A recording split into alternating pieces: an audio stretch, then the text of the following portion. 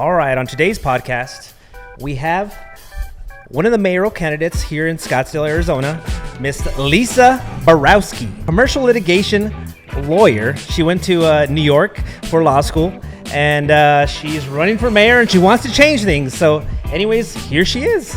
Nice to meet you, Lisa Borowsky. Nice to meet you. Thanks for coming. having me. Yeah, thank you for coming. We really wanted to talk to you because we really care about Scottsdale, and we wanted to portray Scottsdale in a different light, and we're really supportive of the city in general, to be honest, me and Joel, and we just wanted to learn a little bit more, so that's why we asked you to come on. So thank you for coming on. Thank Appreciate you, it. of course. Let me have you pull this mic a little bit forward towards you. There, perfect. Test. All right, Joel. Sounds great. Awesome. All right, I'll just go ahead and start. I have a very simple question for our viewers. What does the mayor do in Scottsdale?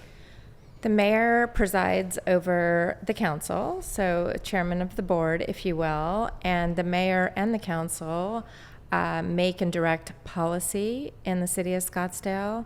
There are 5 charter officers that report directly to the council and the mayor. And other than that, the city manager, it's a manager-managed form of government at City Hall. Mm-hmm. And so what that means is the city manager has oversight over hiring, firing, directing traffic with the city staff. So the only, it's really policy and interacting with residents and, of course, voters. Okay. Yeah. How long's the term? 4 years. 4 years. And it's 3-year maximum term limit. And it's 4 years. Okay. Great. So you did commercial litigation before this. Was that very kind of instrumental in terms of I know you served on city council, et cetera. Was that very kind of instrumental in terms of getting you into city involvement? I would say no. I think that's a great background to have as the mayor, and it certainly did me a great deal of service when I was on the council. Yeah. Because there's a tremendous amount of information about new topics that you have to digest, distill, and make decisions on in a very quick period of time. Yeah. And so my work as a trial attorney, I take on such a diverse book of cases, and I learn things when a client comes in. For example, I had a thermal galvanic corrosion case, which I didn't even know what that was before I started looking at the case and whether or not it was a good fit for me. And by the end of the, several year litigation, I know exactly what it is, how it happens, what the impact is. And I use that as an example because it's really important to be able to issue spot, and that's such a law school term, but it really applies when you're looking at the financial aspect, the public safety aspect, the land use and planning aspect, the utilities, the water, the tax rate. There are so many things that go into legislating and governing at City Hall that you have to be really agile and adept at taking in a lot of information. Yeah, I get it. You get both sides, like both people coming at you at once. You have to compromise in different ways. So I can imagine it's difficult. Not only to say that, That's a really good point. Speaking of lawyer, my after 25 years of practicing as a trial attorney, my first line of vision is how quickly really can we prepare this case for mediation, not necessarily trial. Exactly. So, and that took a long time to evolve in my practice. So getting both sides together is a really great point. Yep. One of the things that I know I've seen David Ortega talk about is the water issue. So everyone's talking about the water in Scottsdale, and you guys kind of have different views in terms of this aspect. What would you say in terms of the water aspect? How are we in terms of Scottsdale in terms of water right now? We're doing great. We have the most sophisticated water treatment facility, really cutting edge, way beyond its time when it was first built and the idea was first spawned. So we do have a very sophisticated system, which is currently being used very well, but there's still capacity to use it even more effectively in the event of drought. It's the most sophisticated in Arizona and possibly top in the nation. It's here in Scottsdale, the water campus up on kind of North Scottsdale, north of Bell. And this is really, I think it's just a a talking point. It's a soundbite. Yeah. And water is so complicated, and I've had quite a bit of experience with family properties. My dad owned and operated the Snowball for 28 years. He still owns a percent of that, and he went up and back to the Supreme Court twice on the snowmaking, and lots of background in water in my family. And I'll just say this, it's difficult to do sound bites, but we're in really good shape. It's incumbent upon us as residents, and certainly on the council and at City Hall, to be responsible when it comes to growth and the types of uses that are being brought into our city, and be good stewards of that resource. Okay. Yeah. What do you think would be the top three? Sorry, I wrote this down better. What are the top three issues in Scottsdale from your perspective? From my perspective, the number one issue that drew me into the race in the first place is the overdevelopment and lack of quality development that's going on in Scottsdale, and has been going on under the current mayor and the current administration's watch. It's really even exploded more so. Having been born and raised here, typically we're very much a resident-friendly community, and we're also a tourism destination for much of the country and the world. Yep. And people, in my opinion, don't either move here or live here or want to come see us as visitors, because we have, a tremendous number of mid-size apartment complexes up and down, our street corners. Yeah. So that was the number one issue. That also goes into traffic. The traffic and the roadways congestion is being it's more so because of the apartments. So that's a big issue on people's minds. What I didn't really appreciate until I got into the race, it's almost like preparing for a deposition or a trial, is how bad the fiscal maintenance is, the budgeting and the use of taxpayer dollars at City Hall. It's really reckless. There's no excuse there are no excuses, meaning there's no explanation for why there's this runaway spending on capital improvement projects, or another example, spending on initiatives that citizens would not be behind. For example, earmarking $10 million for $10 million, I guess, investment in homeless hotels, or the largest homeless shelter we've ever seen in Scottsdale's history, or road diets, everyone's personal favorite. So. Do you feel that there's just a better approach in terms of attacking that macroscopically type thing, or? Yes, as a fiscal conservative, first, prioritizing public safety, police, fire, parks, infrastructure, that's a really big issue. The preserve is a really big issue. It's very timely, this discussion, because City Hall is asking voters to approve an increase in sales tax, 0.15%. Yep. And they're using the lead on the story is we have our police, fire, the preserve, and parks are underfunded. Well, there's no excuse for that, because we're taking in more money, the city is, in tax revenue than ever before. It's 6% over budget currently, and I just completely disagree with spending money on things like I've talked about, wastefully and frivolously is not good fiscal oversight or management when we're ignoring purportedly fire, police, the preserve, and parks. Okay. So that will not happen on my watch. So in terms of reducing that, where would it come down to? Would it be the city like working with the city council to kind of help block some of those projects, or what would it be?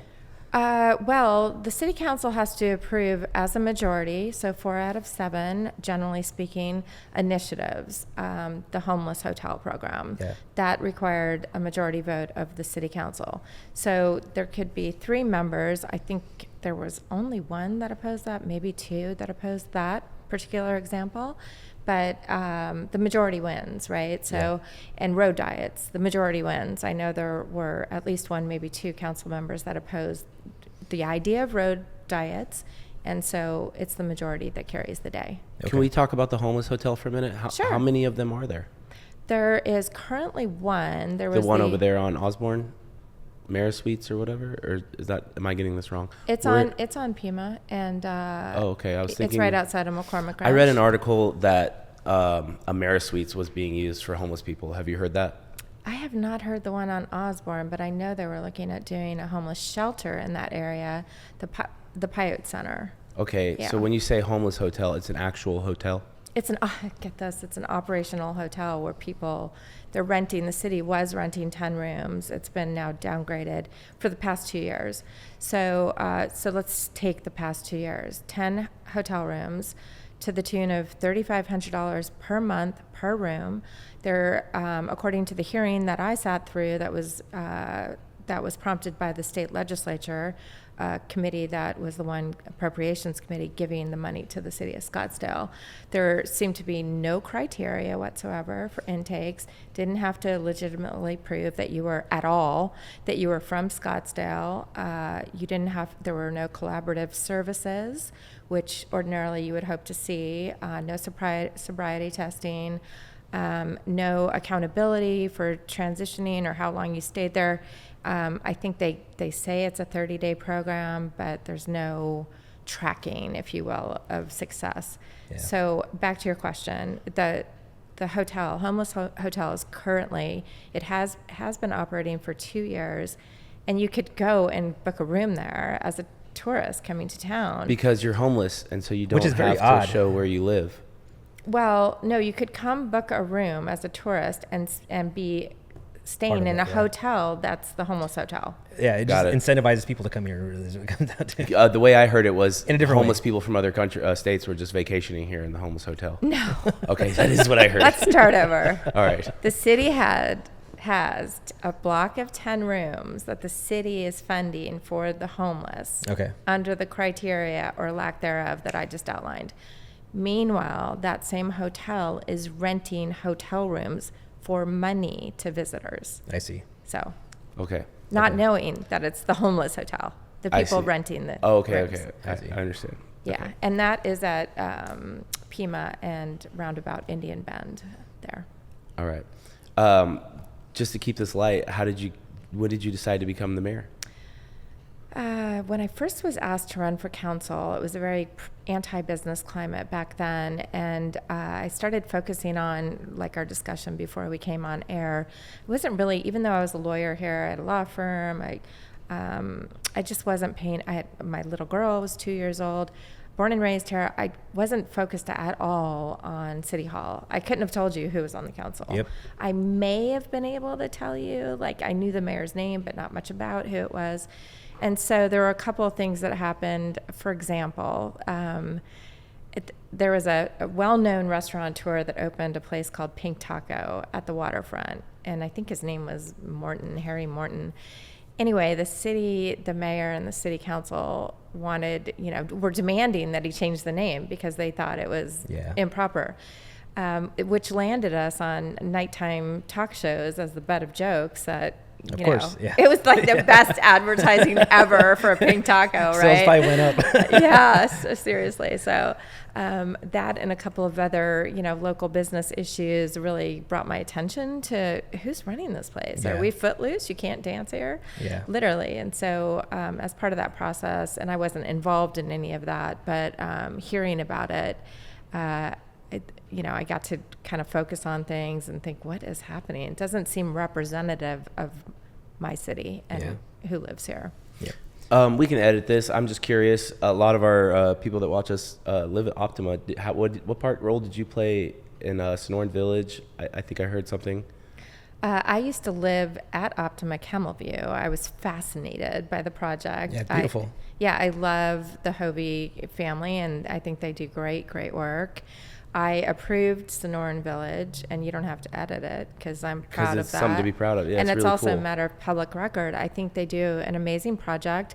I do think that if I were making decisions, I would have worked to scale back the one on Mayo and Scottsdale Road. I think that is really a big project for that ginormous. location. It's too much for that location, and Is there one across the street from it? I don't think so. Okay. Not an Optima. Are there for two sure. up north or just the one? The Kierland project, Yeah. which is Okay. very, very nice, and that's on the Phoenix side. And so, yeah, a lot of people do live there. It's a great, the Sonoran Village project, you may not know, it was a place, an old dilapidated apartment complex called Orchid Tree, and it had been vacant probably for a decade when Oh, that really? project, I didn't the know that, Optima, yeah, really, like, seriously. And when I first came to Scottsdale, that's where I lived. Orchid Tree? Sonoran Village. Oh, I was like, you don't look that old Well, because that was a long time the ago. first time I came to Arizona, I came to visit a friend, and I just passed by on the road, and it was so beautiful, and I was like, It's stunning. because it has just like beautiful greenery and everything. It's unusual for Arizona, you know. It really So is. so I saw it, and I was like, this place looks great. So I moved there. I stayed there for about 2 or 3 years or so, and I had a great time, to be honest. Well, that's good. So, So- my hairdresser is there now. Oh, really? So, yeah, I go there a lot. But Optima Campbellview, I'm still fascinated by it. And while I think that the specs on the North Scottsdale project look very overwhelming, if anyone can do an amazing job with a project, it Oh, for is sure. Optima. Do you feel that it's more like in terms of like the development that you think is kind of going wrong in Scottsdale? Do you think it's like newer developers or people that just aren't as organized, or do you think it's like what particular like subclass would you say is not right for Scottsdale? Or Well, I wouldn't say it's anything to do with class. I think we're maxed out on apartment complexes. My concern, and I have nothing against apartments, like we've just talked about, my family personally owned apartments in other cities, and I understand how apartments work. We all do, right? Yeah. It's not, stakeholders in the community do not own them. It's usually institutional. Maybe someone starts out as the owner, developer, but they transact frequently, as it turns out, or regularly, and it's a coat of paint and clean the carpet and moving right along. Yep. It also has, let's be honest, it's a transient nature of resident, which we've never seen such an overwhelming influx of in terms of inventory. So I have real concerns about what that does to our city. We're, very highly resident centric. There are people that have lived here all their lives. That doesn't take anything away from all the new people that move here. Yep. But I believe it's, you don't want to have too much of anything, really. So I think we're at a max. And I do have concerns about the areas, North Scottsdale, where they've put apartment complexes up that do not align with the look and feel of the neighborhoods, and infrastructure is not keeping up on it. Apartment complexes don't have to show an assured water supply, which is different than residential. So that's, getting back to the water topic. I think we're good with all the apartment complexes. I think we need to put that on hold. okay. Well, I'll tell you this. Coming from someone that I moved here right after the Army, and I've lived here about 15 years. I'm from Tucson. I completely agree. One of the things I say all the time out loud, just thinking out loud with my friends, is what is up with all these apartments that are being built everywhere you look? And it's extremely tacky. Tacky, good word. I like that. Having said that, do you have any input as far as, I've heard things about certain areas of Old Town or Scottsdale as a whole, but I'm curious mostly for Old Town, how high we're allowed to actually build, and is that anything to do with the mayor at all? Mayor's office? It is. Well, there is zoning by right. Okay. And I would say at this point, I need to fact check this, but I'm nearly positive, there is nowhere in Scottsdale that allows a high-rise, high-density apartment project right now without going before the city council. There might be one, but I would be surprised if that's the case. In any event, I don't see high-rise, high-density in Old Town. I do see density, obviously, because that's our, that's a downtown corridor, so that makes sense. But what I would like to see in Old Town is, and downtown, is more, kind of mid-rise, 36 feet, 3-story, that's live, work, and play-able. I think that would be a really great energy for Old Town and downtown. Right now, my big, I would say it's nearly besides reining in overspending and getting the budget back in check, I think my number one goal is to focus on Old Town and downtown to really reinvigorate and beautify the area and maximize its potential, because I feel like it can use that right now. Okay. Well, that's all good, reinvigorating and maximizing the potential. But as far as room for growth, is there room for growth? Is there room without going up higher than 36 feet?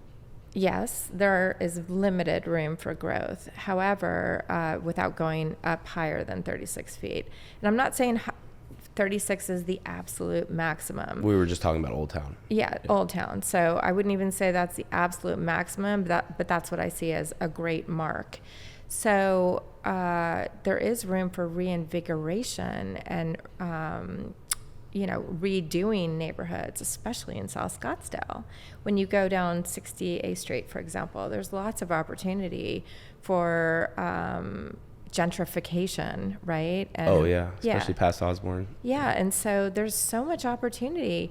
What we're doing is, I said recently to a crowd, it's like, Scottsdale's not for sale anymore under my watch. Yep. In my prior opponent in the race, we had this debate and we were talking about apartment complexes, and she saw apartment complexes, the ones we're talking about, mid to mediocre apartment complexes popping up all over as economic growth. I see it as the opposite of. I think it's harming economic growth in our community, yep. And her point was that developers can't come in and pay this, afford the property because they can't put 66 units to the acre, Yeah.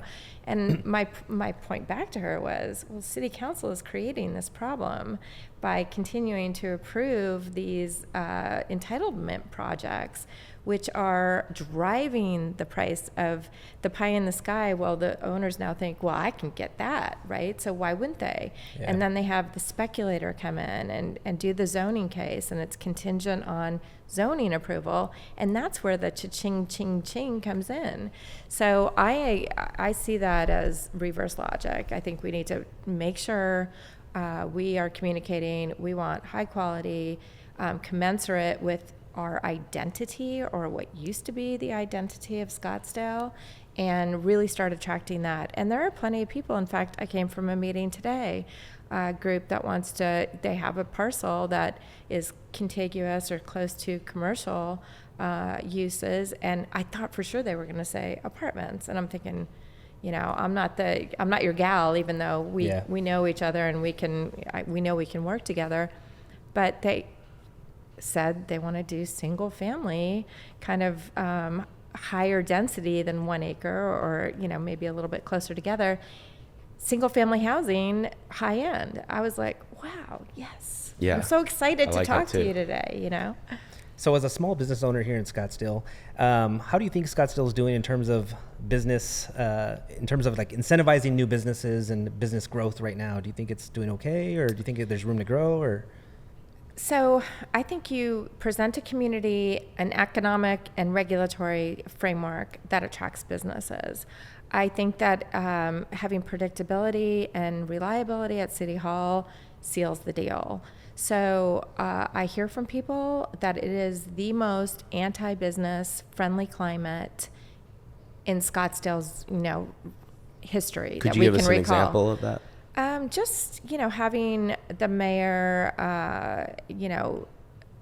just really arm twist people to do things that, do not make sense. The red tape, the city staff that, I've heard, I'm out on the campaign trail, so I hear this frequently. That City Hall, the city doesn't get back to them. When they do, it's a really long time delay. You don't know where you stand. Now you've got people micromanaging your plans and not for the better, and not making sense consistent with what the plans are. And those are good examples. I agree. Kind of really operating form over substance, and not more of power trip, I guess, is the best way to put this. So the efficiency could be improved, basically. Yes. Okay. When I was on council, that was a big thing. We wanted to really rein in the overregulation and make things easier in Scottsdale where you're trying to do business. meanwhile maintaining high quality. Okay. Where do we? When is voting day for the mayor of Scottsdale? November 5th. It's with the Same, general okay. election, the national general election statewide also. And as you know, David Ortega and I were the front runners in the primary. Yep. This close apart. Yeah, it's very and close. Very excited about the future, and campaign's going really, really well. So. I see your picture everywhere. It's amazing. And if I hear one more time it doesn't look like me, I'm going to be. No, you look better in person. Well, that's the sweetest thing I heard all day. So thank you. My dogs don't talk, otherwise they would compete with you. But I have a great graphics guy. He's phenomenal. I actually have a friend that looks a lot like you. Really? I'll show you the picture. Yeah. Oh, good. I hear that a lot. I just thought it was her. I was like, what the? She's running for mayor. That's so funny. I hear that a lot, that I look familiar, but I heard once that that's a good thing because people like you more. So Yeah. So one of the things that people oftentimes talk about is the Airbnb, party houses, bachelor parties here in Scottsdale. And I know recently, in terms of David Ortega's, while he was on mayor, they actually put a task force in place and they made some restrictions in terms of Airbnb. Do you think that we're on top of that, or do you think more needs to be done about that in terms of Scottsdale residents, in terms of preserving kind of like the homeowners themselves, or do you think that there's like some leeway in terms of increasing tourism, or what's your take on this topic? I think it's the whole mixed bag of what you just said. It is dynamic. It provides a service for families and groups coming and traveling that otherwise, and I was talking to a hotelier friend of mine, and they used to be really opposed to it. But they see a place for it now. Yeah. In terms of the party houses, I think it's about 10% bad actors, and they should be punished. That's a general term. Just like any other, person disturbing the peace, homeowner or renter or long-term renter, short-term rental. I think there's a lot of room to be, just enforcing the rules that we have on the books. Yeah. Wouldn't you say more than 10% of our tourism comes for partying? Would I say that? I would say that. Would you agree? No, No? I wouldn't agree. I would say a lot of our economy is driven by tourism. And, I've never studied that issue. Right, me neither, but I see a lot of partying in Scottsdale. So I feel like a lot of our tourism, I see a lot of bachelorette parties. If you just go out on the street, you see people riding group bicycles and party buses, and we have an entire entertainment district.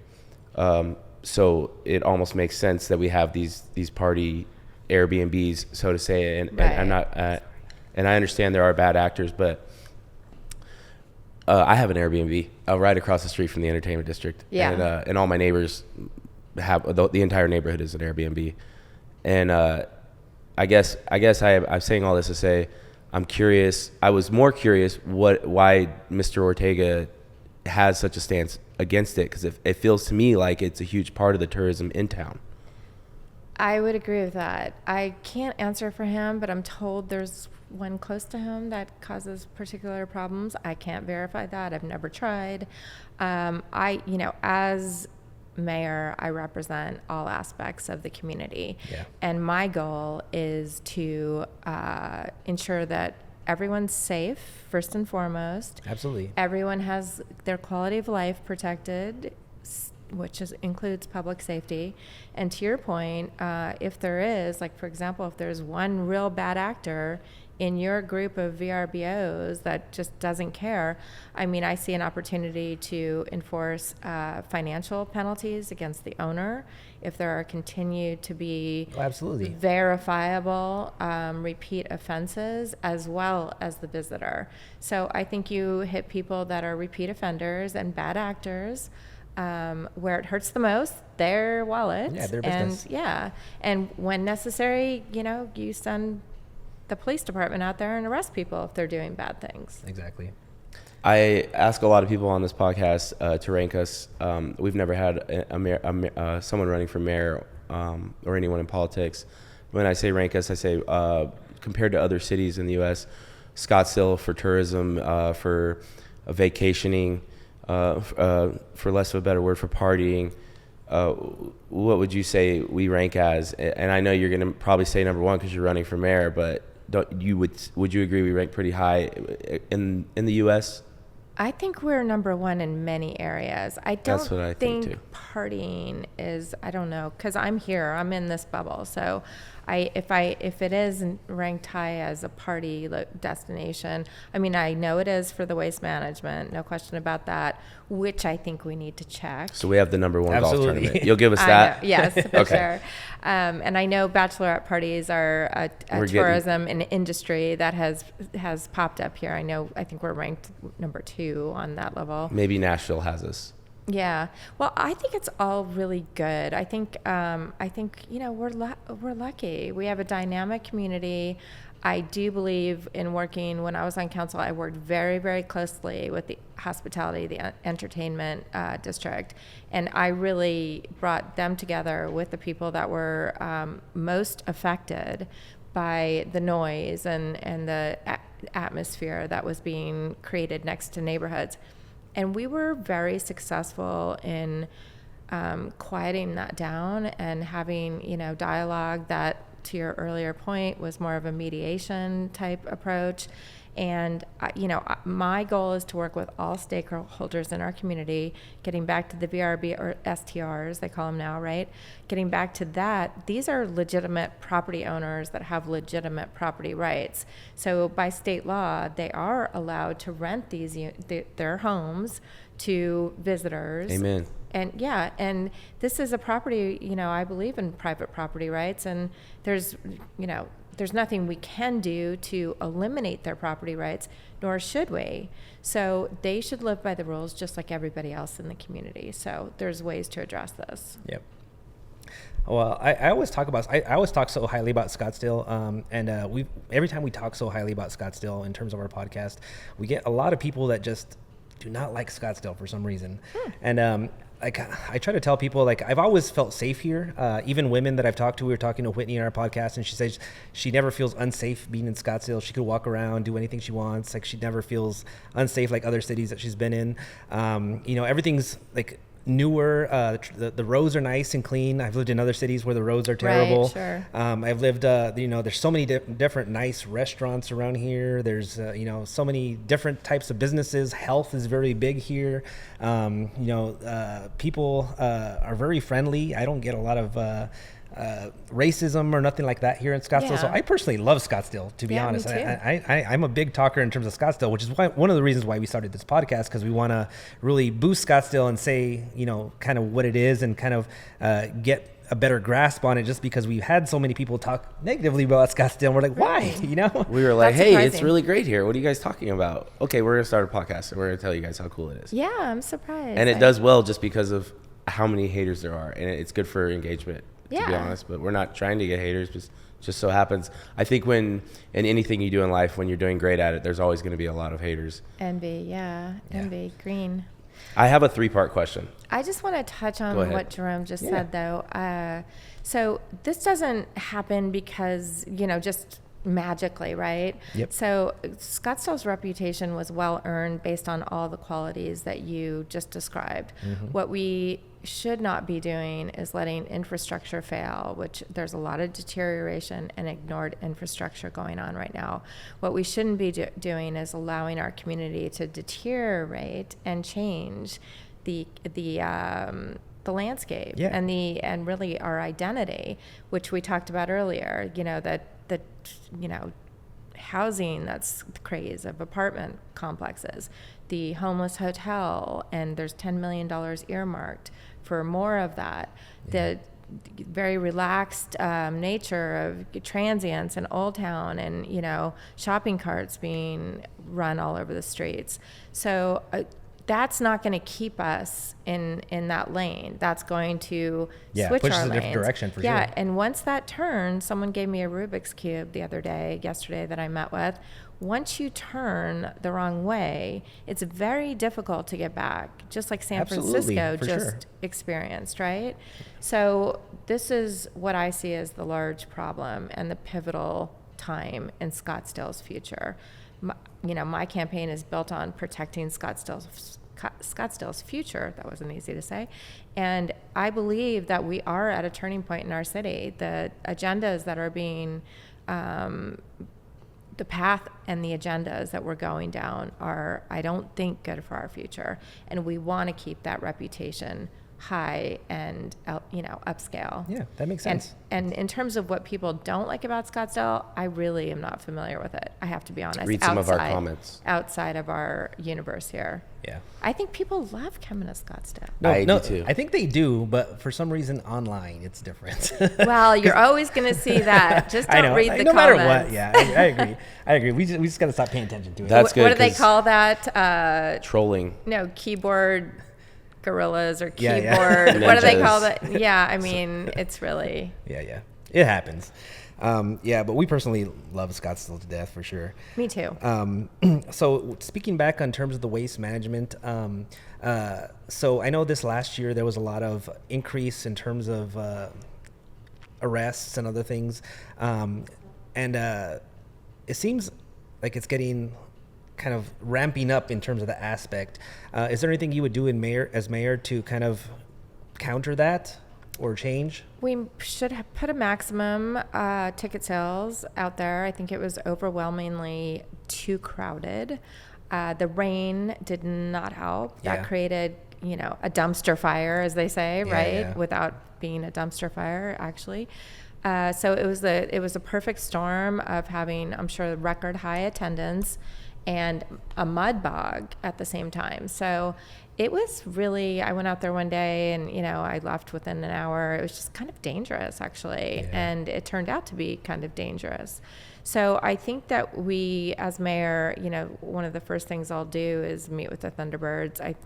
They understand the issue. I'm sure of that. And I've read that they're reining it in. We need to, because again, back to the Rubik's Cube, you make one wrong turn and now you've got a whole situation on your hands. So we don't want to lose things like that. Yeah, I agree. All right, so this leads to my next question, to my 3-part question. I wrote this down. What do we do as this? What do we as 2-part question for everything. yeah, sorry. All right, okay. So what do we as a city need to start doing more of, to stop, and to keep continuing? And I guess, obviously, we need to vote for you. Yes, please. And then what do we need to stop doing as a city? Stop doing As that. a Well, citizen, in your, could you give us anything that we're doing we could do better? I gave you my top 2. Okay. It's the overdevelopment, not focusing on on quality. That's the okay. That's I guess I'm big. asking this question from a non politician Okay. standpoint. What can you do? Yeah, what can I do? Spend money. Spend money. Okay. This is true. Keep the economy going. Okay. Be a good citizen. Become involved at City Hall. Okay. That's a big one. One major issue. You asked me the top 2 issues, and we didn't get to. You said top 3, and I we only did. got to 2.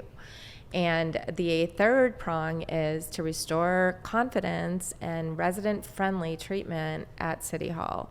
So I think engagement is really good. During my council service previously, I was very adept, and luckily, because it wasn't for trying, it was just kind of the way I approach things, bringing together the opposition leaders, the entertainment industry, the developers, they call them NIMBYs, people that don't want development, and really just getting people engaged in the community, I think is really, really important. And we talked about this before we started the discussion. Getting people, the younger generation, generations that really have the finger on the pulse of what is going on, Yeah, we had to get them involved. locally. And, this is your future, their future. I think it's incumbent upon people. So getting the word out, I love what you're doing. I know this is not generally a political discussion, and thank you for having me. I do see a missing link with getting the younger generation involved in the discussion, and what happens at City Hall really impacts the community and individuals directly, more so than any level of government. Yep. So in terms of the general public, can they go to the city council meetings, or is that kind of? Absolutely. Okay. They're Tuesdays, generally speaking, once a month, twice a month, depending. They're off in the summer. So yes, you can go to city council, keep an eye on the agenda. I'm on the board of the Scottsdale Charros organization that's been around for 60 years, right?